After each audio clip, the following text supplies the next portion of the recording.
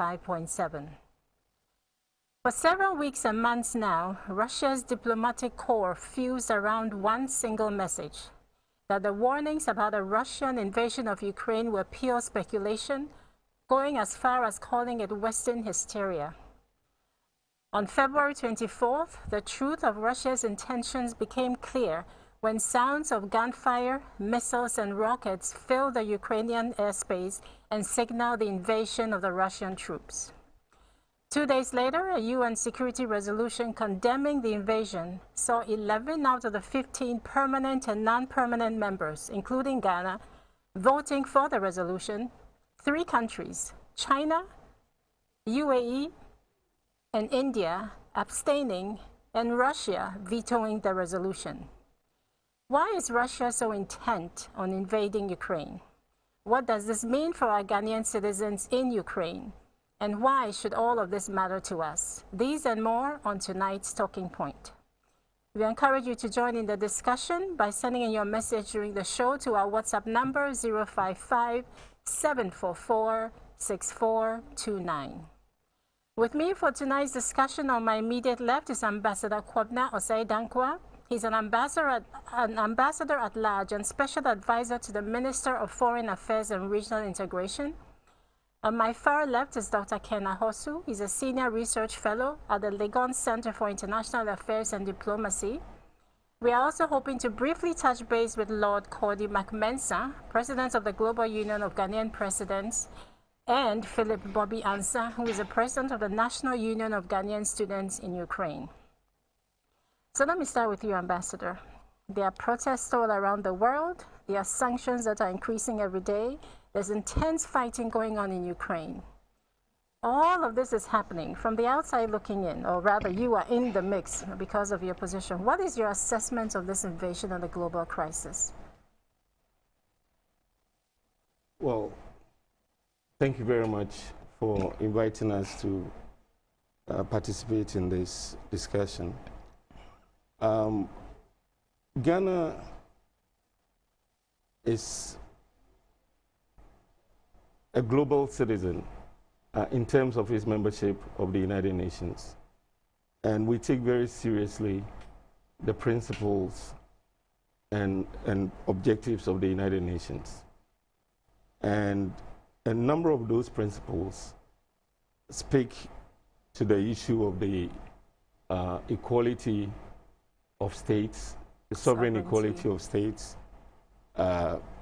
the non-intervention in the domestic affairs of member states, peaceful settlement of disputes, and refraining from the threat or use of force in settling differences among states. And we all have an obligation to ensure that the obligations that we took on in the Charter are respected, because those obligations ensure that we, the members of the United Nations, enjoy our rights and enjoy the benefits of membership. And the benefits are many.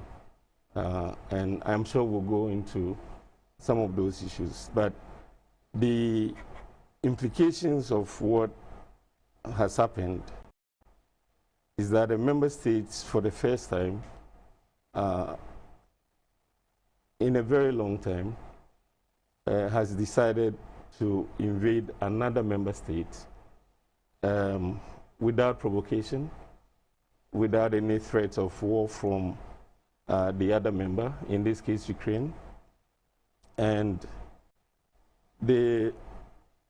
Ghana, as a non-permanent member of the United Nations, joined others in encouraging Russia, or the Russian Federation, to resort to peaceful dialogue and to benefit from the efforts which other leaders had initiated, including the Normandy process, under which Russia and Ukraine had the opportunity to talk. And as you will recall, Russia had assured the world that they did not have any intention of attacking or invading Ukraine, but they did. And the danger is that if the world is not able to reverse what Russia has done, it would damage the credibility and the ability of the United Nations to represent the values and the principles that it stands for.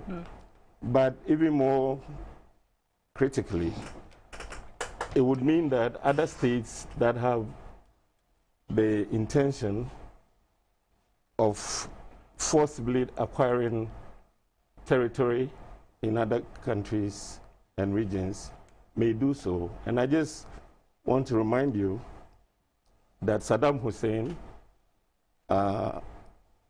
in fact, overran Kuwait and claimed that it was one of its provinces.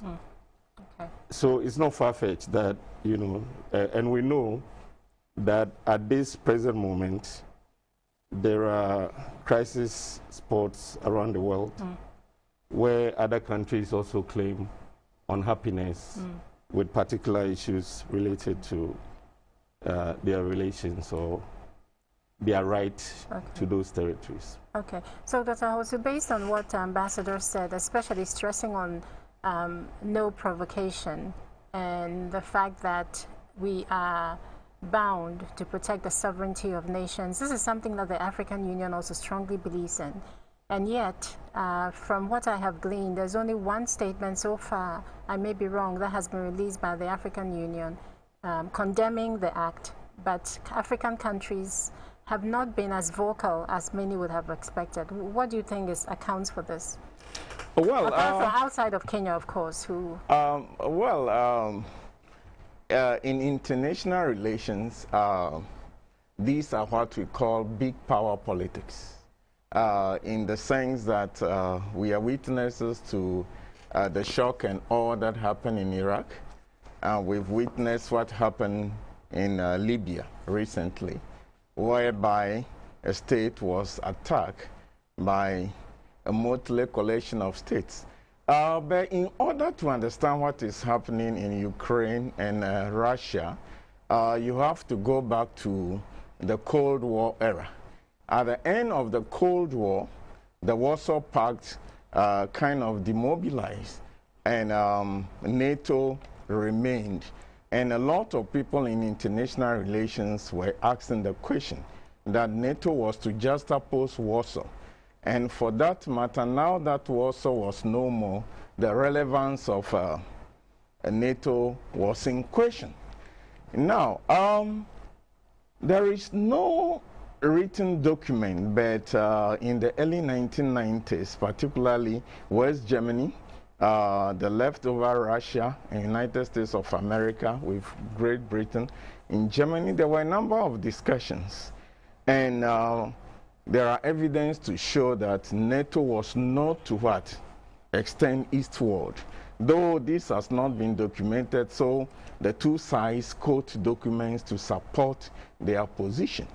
In 1999, NATO extended by including Poland. Okay. And then... so I will come to that a little later, because I'll have a question on why... Yeah, I was Russia... thinking this will give the basis of the whole crisis. Yes, but... and then we can take it from there. Yes. Okay. I just wanted the Bobby Mensah, who is in Ukraine, is on the line. And because the line is not always steady, I wanted to just go back to him and then come back. Thank you. No problem. So we do have on Zoom Lord Cordy Mensah, President of the Global Union Association of Ghanaian Students, and also Philip Bobby Ansah, who is the president of the National Union of Ghanaian Students in Ukraine. So, Bobby, if I can start with you, where exactly are you speaking to us from?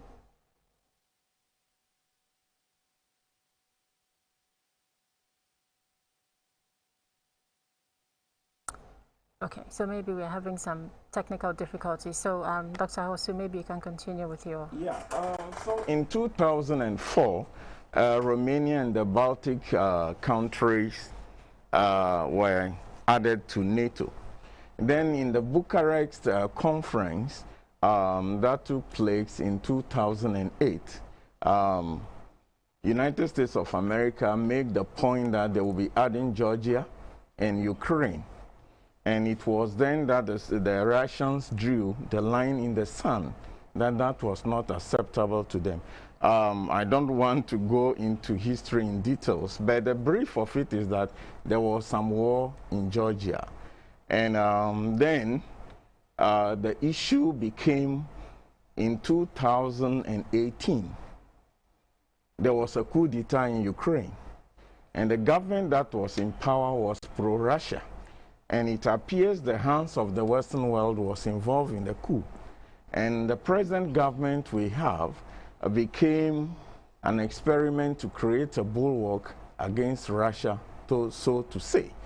The next thing was the civil war that occurred, that is occurring in Donetsk and Luhansk and Donetsk. And over 70% of the people that are there are native Russians. And there were Minsk Agreement 1 and 2, which kind of stipulated how these people should be treated as minorities. One of them was to have bilingual language, Russia and Ukraine and that sort of thing. But the government that we have increasingly, so to say, became dictatorial. These are the things that led to what the next... So just to be clear, or to make it, I'll give you a just to simplify things. NATO had an agreement in the past with Russia that they would try not to come too close to their borders. That agreement, or that gentleman's agreement, may have been breached a bit. Yes. The countries that surround Russia are now leaning west more and more, and in many analyses, what is coming out more or less is that Russia feels uncomfortable and they feel like they're cornered. Its security is at stake. But let me let Ambassador respond to some of the issues you brought up about. Thank you very much for you. I think we need to be very careful the way we characterize issues. Every state has the sovereign right and the political right to join any association. That is part of the meaning of being free and independent. Ghana can choose to join NATO. And if anybody felt threatened, well, the question you might ask is, why don't they get other people to join an association with them? I mean, I don't think that is and I don't want to speak for the Russian government. I think what we're talking about is international law and the consequences of not respecting international law in this case, and the implications for us as Ghana, as developing countries, and so on, because it puts our own independence at risk.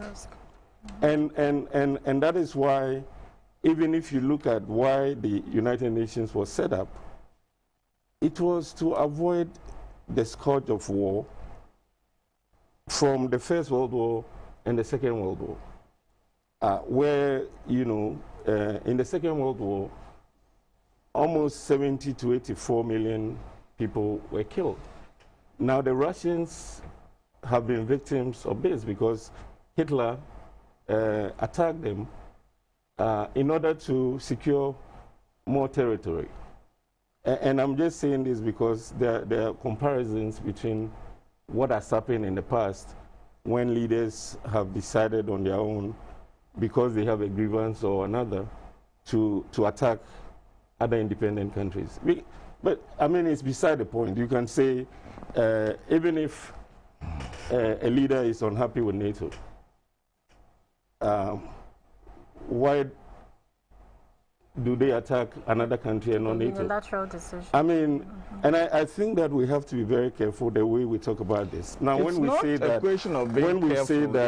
there was war, and I wrote this down.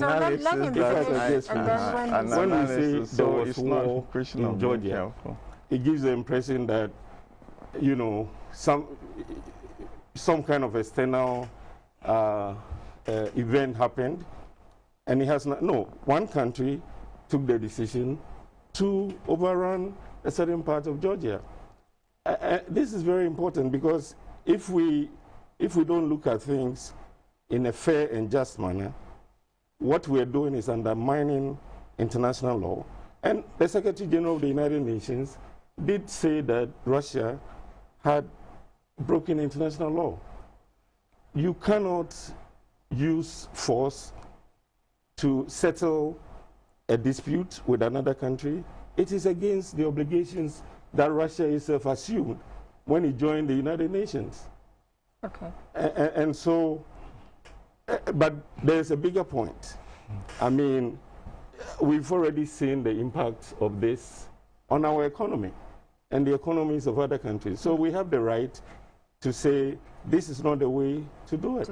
Okay. So we now have Philip Obiansa on the line on Zoom. Philip, as I mentioned earlier, is the president of the National Union of Ghanaian Students in Ukraine. Philip, if you can hear me, just tell us, where are you speaking to us from? Yes, I can hear you now, loud and clear. Thank you for having me here. Very good evening to all your viewers and listeners. Currently, I'm speaking from Romania, to be precise. I'm in Romania now. Great. So you were able to leave. I just wanted to tell you, how welcome was the news when you heard from the Ministry of Foreign Affairs that they had put in a process to enable the Ghanaian students leave Ukraine? For us, I think that was a relief because we had been hoping for that since January. We tried to reach out to them to get that response, and we were hoping for that response. And when it finally came, we were a bit relieved on the steps that they are putting in place to make sure we all get into safety. And finally, how difficult or not difficult was your journey from Ukraine to where you are now? And have you heard from the other students and how they are faring? Yes, we've been in constant communication. From my experience, traveling was very difficult. I describe it as one of the maybe worst, I think, couple of days I've had in my entire life. So that is, if you ask more questions about that, I'll go detailed. But I think in summary, it was quite difficult and hectic. So yeah.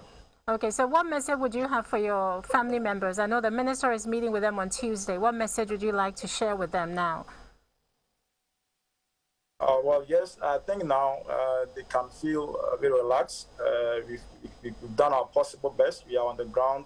Although I'm not in Ukraine presently, but we've been working since the invasion happened, non-stop, trying to get our members to safety. So we are doing our maximum best. We have committees everywhere across Ukraine, and we are doing our best to make sure everyone gets to safety. So yes, the parents now and loved ones can now feel at ease. We are doing our very possible best to make sure we all return to safety. That I can assure them all. Okay. Well, thank you, Philip. I know you're in very trying times. Good luck to you and all the other students, and we hope to welcome you warmly back to Ghana very soon. Take care of yourself. Thank you. Okay, so Dr. Hosu, if I can ask you a question. Yeah. The White House press secretary, when the nuclear alert was issued by Putin, this was a statement she made that I wanted your comment. She said, this is really a pattern that we've seen from President Putin through the course of this conflict, which is manufacturing threats that don't exist in order to justify aggression. And the global community and the American people should look at it through that prism. What are your thoughts about this? Well, personally, I feel that the basis of this discussion should be laid. The Americans have what we call the moral doctrine, and that doctrine makes it a point that in the Western Hemisphere there should not be any power that establishes itself.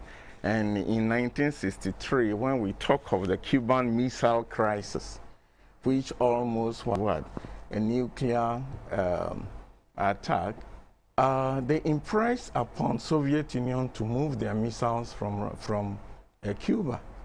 And then the island of is in Spanish, that the Soviet wanted to establish this, and they impressed upon them that that was what their sphere and should not be.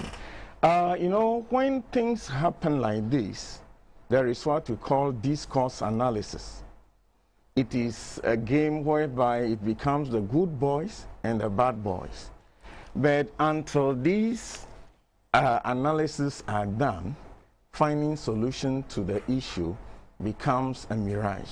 So the argument that in this case, Russia having nuclear power becomes a deterrent to the two sides, in the sense that that is one of the reasons why the Western world have decided that they cannot invoke Article 5 of NATO as to intervene. So personally, the analysis is that the nuclear issue is largely becoming a deterrent, whereby there will not be a conventional warfare. And what has to be done now is to sue for peace or get an amicable settlement. Okay. I think that I want to talk to you about this later. There are global truths that we can all agree on, which is the invasion of somebody's sovereign land and a few other things. So in spite of everything that you say about thoughts and processes and ideology, I think those global truths have to at least have a place before the conversation can progress. But anyway, we do have Philip on the line, if I can just double check. Lord Cordy Mensah, the president of the Ghana Union of Ghanaian Universities, is with us on Zoom. And Lord, I know you've been working very hard on behalf of the students that are outside the country. How do you feel today, knowing that most of them have left Ukraine and are hopefully on their way back very soon? Hello, and good evening to your listeners, to everyone listening to me. Thank you for the opportunity to be here. Yeah, I don't know. I think I have missed feelings. I am not sure if we are there yet, because we still have some of our members who are stranded and very scared, still in Ukraine. Their town or cities have curfew imposed on them, so they cannot move out.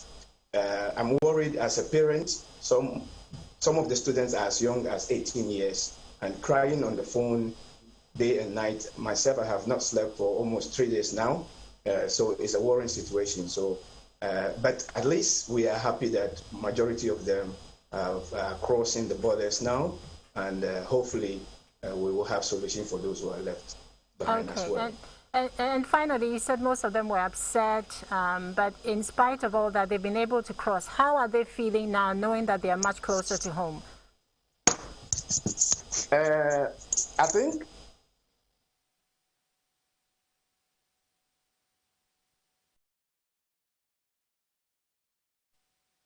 some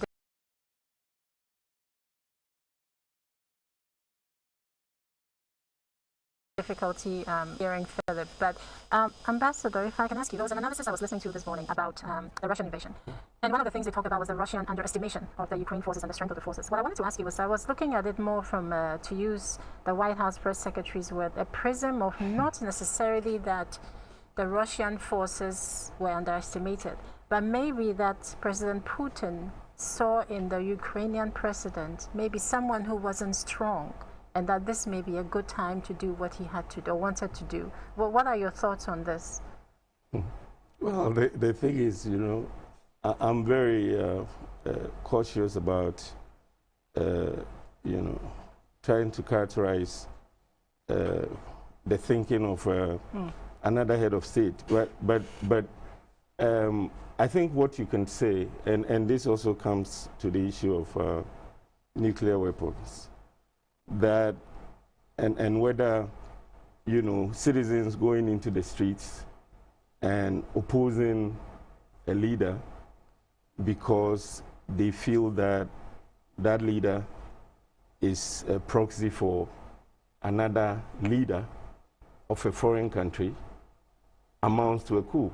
I think under constitutional governments, citizens have the right to demonstrate, to go into the streets and demonstrate. And that is what happened in Ukraine. And I think what you find is that a free people living in a democratic society are the most difficult people to conquer.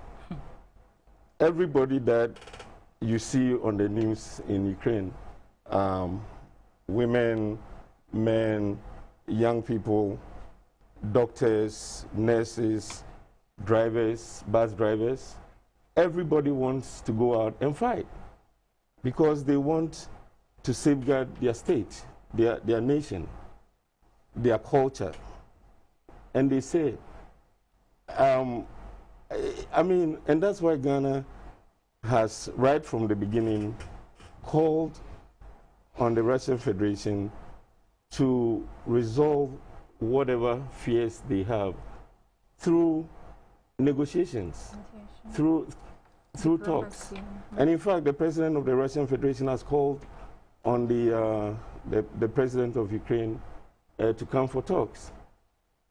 The threat of the use of nuclear weapons and catastrophic scenarios is not acceptable in international relations.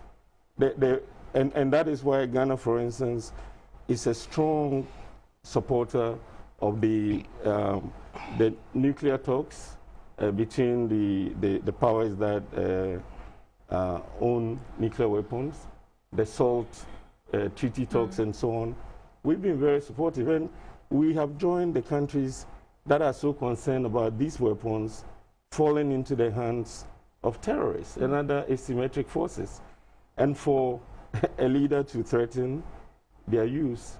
And that is why I said at the beginning, what is happening in Ukraine may seem a very limited war, but it has enormous consequences for the international order. And that international order is in our interest. The Charter of the United Nations is our insurance, the insurance for small countries. It says that whether you're a large country or a small country, you are equal. It talks about the equality of people, racism.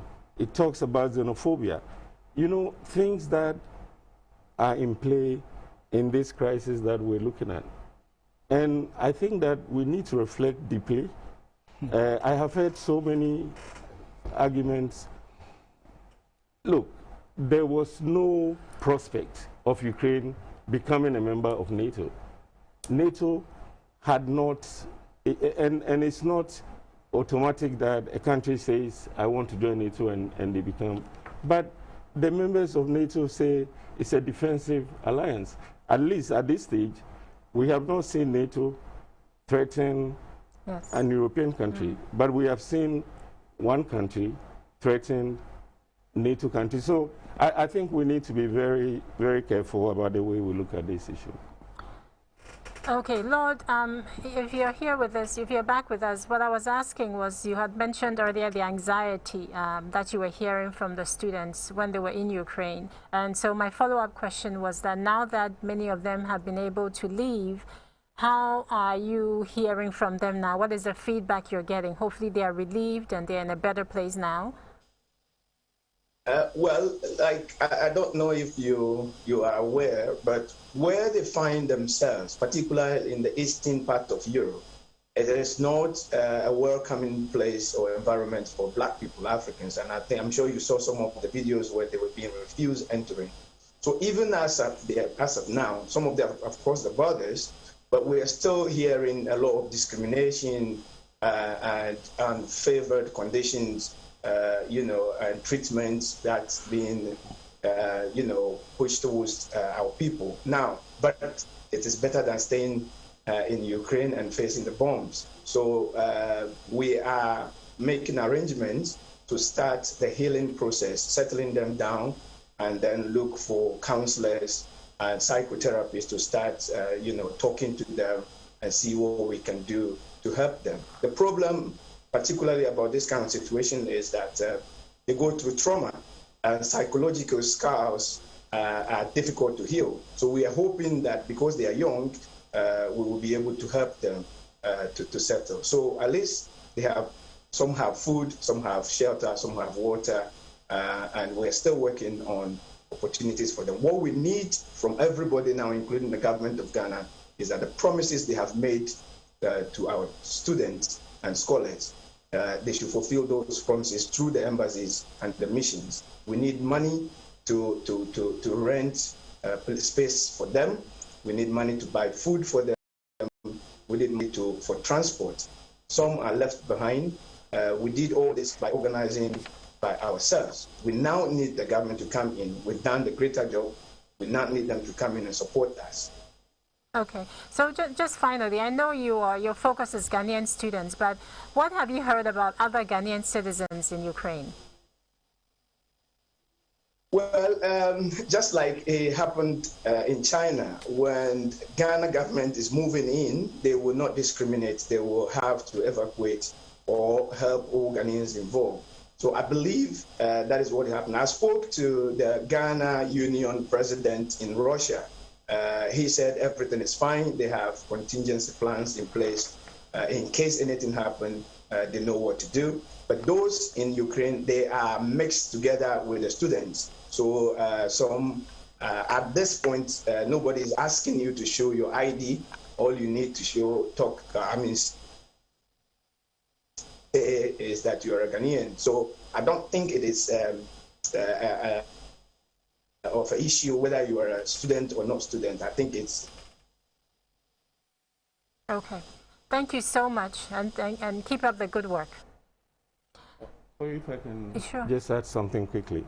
I think what he's saying in terms of the response of the government, especially through our missions and our honorary consulates, we do not make a distinction between students and That's other exactly Ghanaians. what he said. Yes. That's right. And the foreign minister this afternoon did a press briefing. But you know what is happening to our citizens essentially is the result of a decision to target civilian sites, apartment buildings, and so on in Ukraine. And that has totally put at risk the lives of both, of course, Ukrainians, but also our citizens. And so we've called on the Russian government to respect humanitarian law and not to attack, actually to end the war, but not to attack civilian targets, you know, whatever the case may be. Okay. Dr. Hosu, we talked earlier about the economic impact of this war. I wanted to ask you what your thoughts are about the future of energy and energy policy amidst everything that's happening. Well, first you made a point earlier on that there are agreed upon international norms. Yeah, there are some. Yeah, yes. in international relations, what we have is reflexive monitoring mechanisms. There is what territorial integrity, and there is also the concept of self-determination. So these things, there are no absolute truths in international relations. They are relative. So I just want to point to that point. I guess maybe what I should have said was that the agreed upon, when you're a member of an organization, you agree to the principles that the organization has, and that's really where I was going on with on that. So that if Russia is a part of the UN... The powers are paranoid about their national security, and I've just pointed the U.S. on to you. So it's not distant. Sorry to say, I teach at U.S. War College in the U.S. and I supervise a lot. There is a concept that we are calling coming great powers war. There are a number of things that are not open. So when, sorry to say that I thought it's purely an academic information whereby people should be informed about the distance, because the China one is coming soon. I'm not a prophet of doom. It's coming soon. So that's that. On the economic aspect, what is happening is that we've been complaining about petrol, the cost of petrol in Ghana, and Russia is the second largest producer of energy, gas the first, and then petroleum second. So with these going on, the price of petroleum has gone up. Also wheat, that is another one. Generally, when the developed world is so much concerned about how to secure their economy with the falling of what, and their stock markets and that sort of thing, normally the attention that they pay to the developing countries like Ghana, such attentions are no more available. The only thing is that Ghana is a member of the Security Council, and the British, this thing was in Ghana to talk to the officials of Ghana. So in international relations in such crisis, it's most likely that loans may be accessed which may not otherwise be accessible by Ghana. Such loans may be accessible and that sort of thing. So on the whole, with oil, while the price is increasing, it means that our crude oil also will be making more money. So it's kind of what counterbalances it. But on the whole, it's negative for developing countries like Ghana. Thank you. Did you want to? Yes, I want to talk about the oil, but also I'm sorry, but maybe I didn't understand the concept of self-determination being relative. It was because of self-determination that African countries... I didn't say self-determination is relative. If you could let him I said the truth is relative in international relations. Okay. Right, but this then is what I said. But decolonization, under which all the African countries that were colonized became free, including Ghana, was happened under this same concept, and so that's also a truth. I'm just when I'm talking, listen to me. You talk about territorial integrity, and then I talk about self-determination, meaning the Russians who are living 70%, who are living in the two states. This is where I am juxtaposing. Okay. So don't put me out of context. No, I'm Please sorry. I'm not thanking you. I was just, I heard something and I wanted to respond. But in the case of oil, yes, there will be disruptions, from European producers and so on. But I think the bigger issue is speculation, because what moves markets in terms of exchange rates, in terms of prices of goods and so on, is confidence. And as long as nobody knows what is going to happen next. So for instance, if there's a threat of possibly use of nuclear weapons, some people think, oh, it's just a bargaining chip. Some people say, well, I mean, based on what we have seen, anything can happen. That affects market sentiment. And so we will all suffer that market confidence, and it will lead to inflation and so on. But the other thing is what Dr. Hosu said, which is true. Yes, our oil exports will gain us more money, but again, as I was saying, you will have other consequences which will cancel out whatever little gain that you would make because of the increasing levels of your oil prices. Okay, Dr. Hosu, so Germany is, I think it was today or yesterday that the Chancellor mentioned that they were committing 100 billion euros to a fund for armed services, and that they would also ramp up defense spending above 2%, which is something new for NATO countries, if I remember, because they normally go 2% or below. What do you make of this development? Well, this was what Trump was fighting for, that Europe left its defense solely on America. And according to the NATO constitution, every member state should spend 2% of its GDP. So what Germany is actually saying is that it will live up to its expenses. But as I said earlier on, when it becomes a form of arms race, or what we call the structure of expenditure in terms of military gaining more, then social services begin to suffer.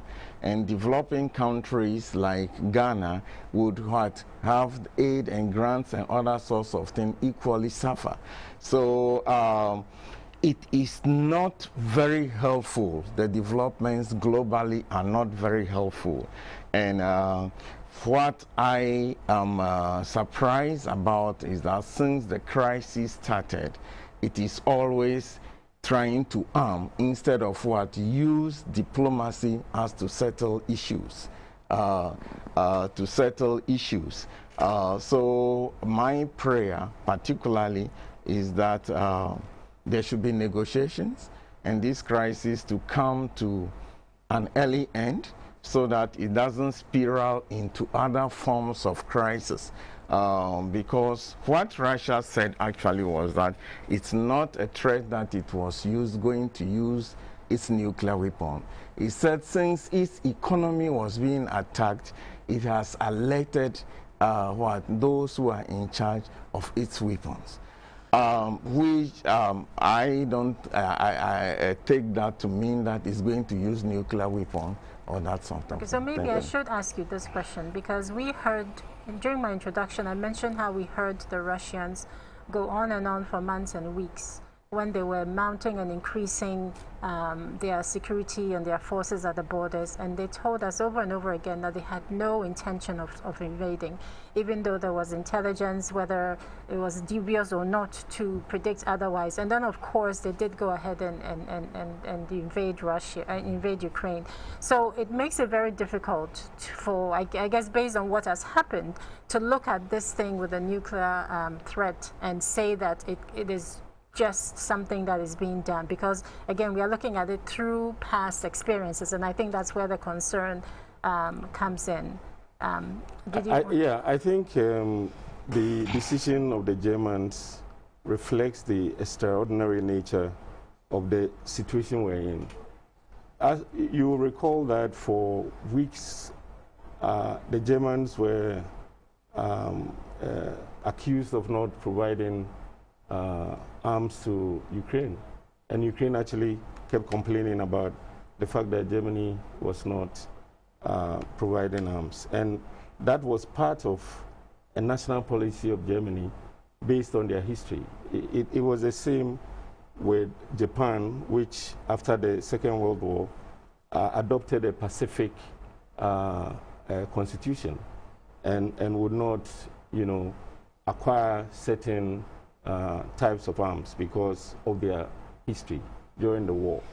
And so for the Chancellor to have changed the policy is extraordinary. And if you heard the statement they made, they said this situation has never occurred. And now they themselves are, apart from providing arms to Ukraine, they are going to increase their own spending on their military. And it's a huge amount. So, and that is why I said the consequences of what is going on is very serious, and we need to take it seriously. By the way, Germany and France ran one of the tracks of negotiations with Russia. And so one side has been very open to negotiations and so on. And I think that people need to call on whoever is not joining negotiations to join negotiations and show the type of seriousness required. I just feel that when we equivocate, when the situation is so clear, it is not fair. And again, if we have to just look at the facts, if you look at those so-called breakaway states in regions in Ukraine, Luhansk and Donetsk, the Minsk agreements, everybody can Google them and read them. Ukraine accepted everything in that agreement. There is a country that says they are not a party to the agreement, and they are asking for certain measures, and I can say what it is. They are saying that those minorities should be part of the central government. And of course, that is not, it's never been done anyway. There's devolution. Devolution means that in the regions where you are, you have the power to make certain laws, and to have your language recognized as an official language and so on and so forth. But it does not mean that you have a veto on the central government. It's never happened anyway. So I just, and because it's so interesting, I've seen so many posts in social media that, for instance, complaints that Ghana is standing by principle and also calling for peaceful settlement of any differences, knowing how important it is that we abide by our charter obligations. It has real life consequences for our people. And yet, many of those same people feel that, you know, when they speak truth to power, they should have the right because it's their constitutional right. People have the freedom and the right to state their positions. So why can't we apply that same principle to a democratic state like Ghana, a member of the primary international organization that we all belong to, and which serves our needs, to say that let's do things the right way so that we do not lose the benefits of the United Nations. And if the United Nations were to be weakened, the effects around the world will be so terrible, and the problems that we're complaining about in terms of our economy, you know, will be child's play. So, Dr. Ahosu, let me ask you, do you believe in the concept of no borders should be changed by force? And I just wanted to push that a little, because if you listen to the Kenyan envoy, I think there was an interview he did later, and one of the things he said was that belonging to an organization such as United Nations means that we are giving our trust. Whatever we pay, we are paying in the trust that all countries will be created equally. And one of the things he said was that today Ukraine needs it, tomorrow it might be Kenya who needs it. And that's why they felt so strong in the position that they made. What do you make of this? Well, I don't have anything against it. In Africa, we have what we call utis possidetis, which means that the borders that we have inherited from colonialism should largely be maintained, because if we want to correct them, it will bring a lot of crisis. But I am someone who is into international relations. We can talk of Israel. So there are what we call strictures in international law.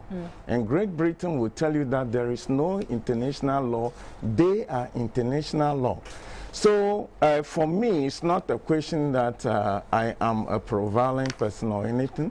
But then, if you do not examine issues, make analysis based upon the issues that I've taken, I don't want to use the word realities, on the distance, then in the end, you cannot have a solution, because you'll just be fudging real issues. That's the point. So one person, as I was saying, the UK minister was in Ghana, asked to talk, that their position should be supported. But then there are issues that they have to come to and make concessions, because all these superpowers, as I'm saying, they are security to them. They are paranoid about it. And I have just mentioned what happened with United States of America when the Cuban crisis happened. So, and there are certain states that we call in international relations buffer states. States that fall close to these superpowers, and the kind of abuse of international law that the superpowers use. When you talk of Latin America, United States of America, its application of this moral policy, it has been a major issue in international relations. But then, that is what it is. That is what it is. Before you answer, I wanted to ask you a question. Okay, because I wanted to ask. So just one second, please. What I wanted to ask was that a lot of people have made, I don't want to use legitimizing, but they have prefaced or predicated what Putin is doing on some of the things that were done by the Americans in Libya and in Iran, and trying to see similarities between them. From your point of view as a diplomat, how do you see the difference between these? Okay, And so that would also come to my question. But so let us take Libya. There was a decision to attack Libya. Can somebody tell me if the United States controls Libya? Does Britain control Libya? And that brings me to my question. What would Russia gain even if it took Ukraine? How would it resolve its unhappiness with NATO? Has anybody asked that question? Well, let me answer that question. The issue is what we call the color diplomacy, which is a Western policy that eventually is to cause regime change in Russia and also in China. So these are the things that these are the things that are ongoing. You get me? So Russia sees what is happening in Ukraine as not the last stop, but eventually that it will be an attack on it. But what is happening in Ukraine? What is happening? I mean, the bolstering of military by the Western world. But that started when the massing of troops took place. So when massing of which troops? It started with Obama's regime, if I but can, Obama I just did not wanted to read send. what the press release that has gone out, that went out on Friday, from the Ministry of Foreign Affairs, and I wanted to just read the first paragraph and then the end. Further to the Ministry of Foreign Affairs press release on the 24th on the deteriorating security situation in Ukraine and the safety of Ghanaian nationals there, the ministry wishes to update the general public as follows.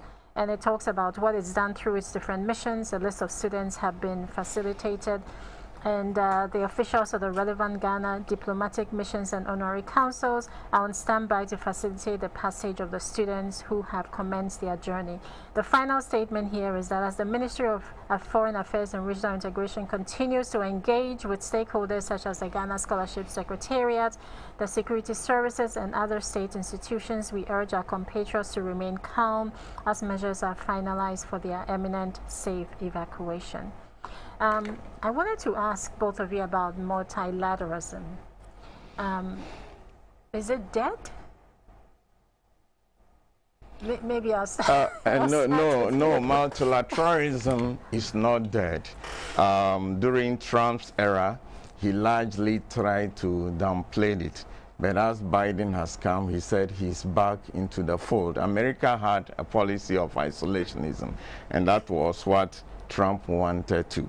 But then, from a critical perspective, the powerful states of the world go with multilateralism when it favors them, but when their supreme national interest is at stake, they dodge it.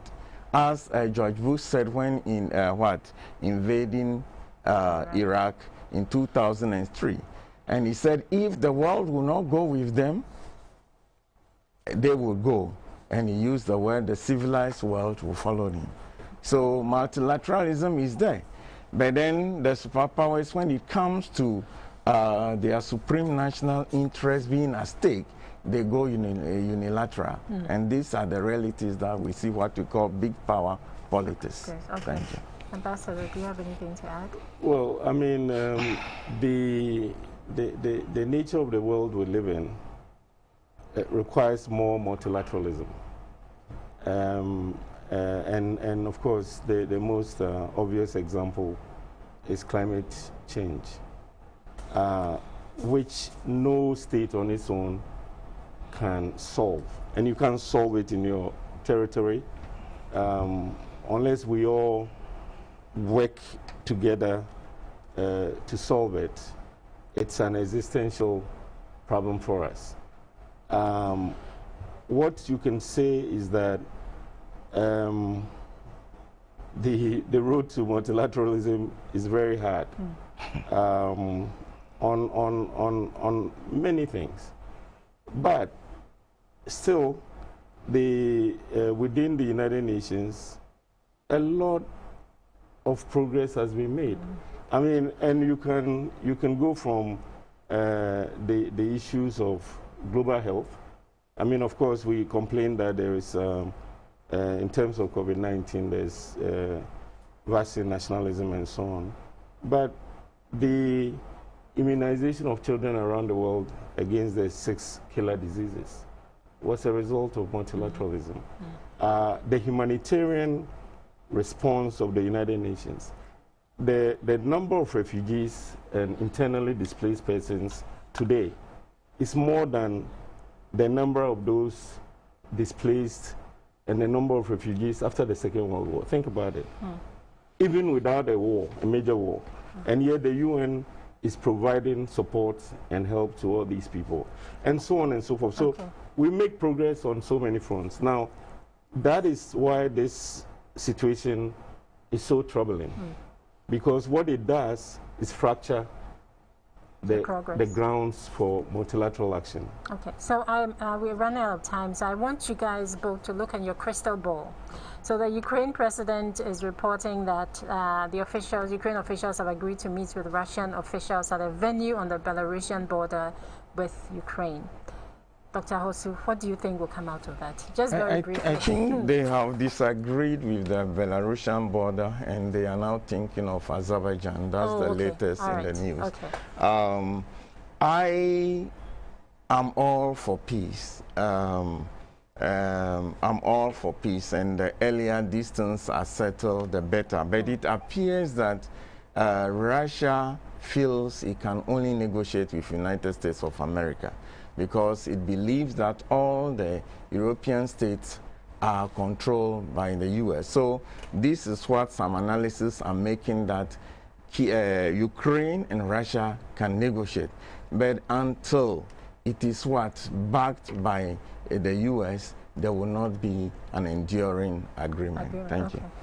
Ambassador, your thoughts on this quickly. Well, I mean, I think it's clear that it is not possible in this modern era to control another state indefinitely. So what we know is that no matter the contours of what happens with the military action and the negotiations, Ukraine will return to normalcy. Of course, the question is whether their leadership and structures would be intact by that point. Okay. Thank you to both of you, and thank you to listeners and viewers for joining us on tonight's Talking Point. Our guests tonight were on my immediate left, Ambassador Kwabena Osei-Dankwa. He's an ambassador at large and special advisor to the Minister of Foreign Affairs and Regional Integration. And on my far left was Dr. Ken Ahosu, Senior Research Fellow at the Legon Center for International Affairs and Diplomacy. We were also briefly joined by Lord Cordy Mensah, President of the Global Union of Ghanaian Students, and also by Philip Bobiansa, who is the President of the National Union of Ghanaian Students in Ukraine. I am Dr. Nimrais, and this has been Talking Points. Thank you so much for sharing your Sunday with us. Good night, good luck, and please be and stay safe. Till next week.